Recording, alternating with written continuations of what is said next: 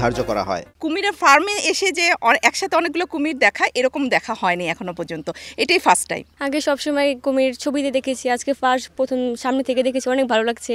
ফার্স্টে ভয় পেয়ে গেছিলাম, পরে পিক তুললাম, অনেক ভালো লাগলো। বাণিজ্যিকভাবে যে কুমির চাষ কিভাবে হয় এবং কিভাবে এদেরকে নার্সিং করে উপযুক্ত করা হচ্ছে সেটা দেখার সুযোগ হচ্ছে। আমরা চিড়িয়াখানায় দেখেছি, কিন্তু এতগুলো কুমির একসাথে কখনো দেখিনি। প্রতিদিন 200 থেকে 300 করে লোকজন পর্যটন আসে দূর দূরান্ত থেকে আসাতে এখানে পরিবেশও খুব সুন্দর হচ্ছে এবং আমাদের এই উথুরা এবং ভালুকাকে সারা বাংলাদেশের মধ্যে একটা পরিচিতি প্রসার বিস্তার করতেছে।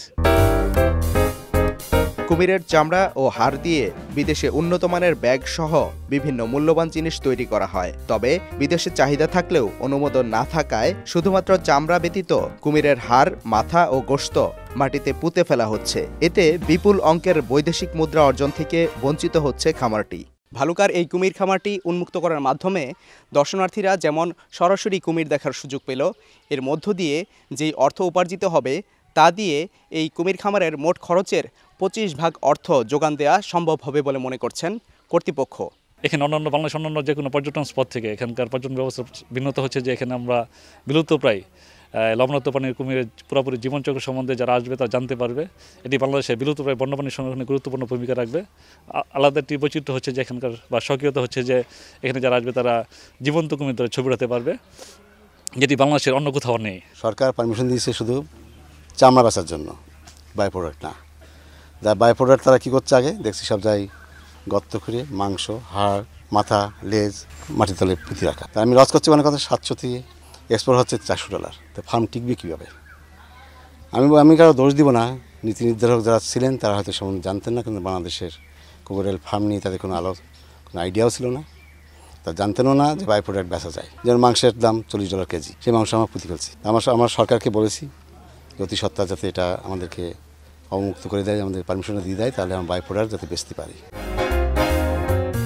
বর্তমানে এই খামারে 1000-এর বেশি মাঝারি সাইজের কুমির, প্রায় 900 বাচ্চা কুমির ও রপ্তানিযোগ্য 300 কুমির সহ 2500-এর বেশি কুমির রয়েছে। খামারটি লাভজনক হলে বিভিন্ন প্রতিষ্ঠান থেকে নেয়া ঋণ পরিশোধ করাই হবে খামার পরিচালকদের প্রথম কাজ। আমরা এবার প্রায় 1000 বাচ্চা বানিয়েছি, ডিম থেকে 1000 বাচ্চা তৈরি হয়েছে। এটা দেখে মনে হয় যে রোগা পটকা, এটা বেশ স্বাস্থ্যকর, তাই না? তো এটা ইয়াং এবং স্বাস্থ্যকর। তাহলে এই যে সুযোগটা আমাদের দেশের মানুষ পাবে, আর আমাদের কুমির তো দেশ থেকে শেষ হয়ে গেছে।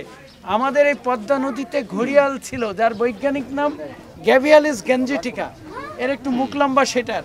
তাহলে আমরা এরপরে দরদ হবে, আমরা শিখবো, আমাদের ছেলেমেয়েরা জানবে। জানেন আমাদের হার্টের 4টা চেম্বার, এরা রিপটাইল, এদেরও 4টা চেম্বার, কিন্তু বিবর্তনিক প্রক্রিয়া এরা অ্যাডভান্স, কিন্তু অন্য সকল রিপটাইলের 3টা চেম্বার। সুতরাং এখান থেকে এডুকেশনের অনেক কিছু আছে, ওয়াইল্ড লাইফ প্রিজার্ভ করার বিষয়ে বাচ্চারা শিখবে, আসবে।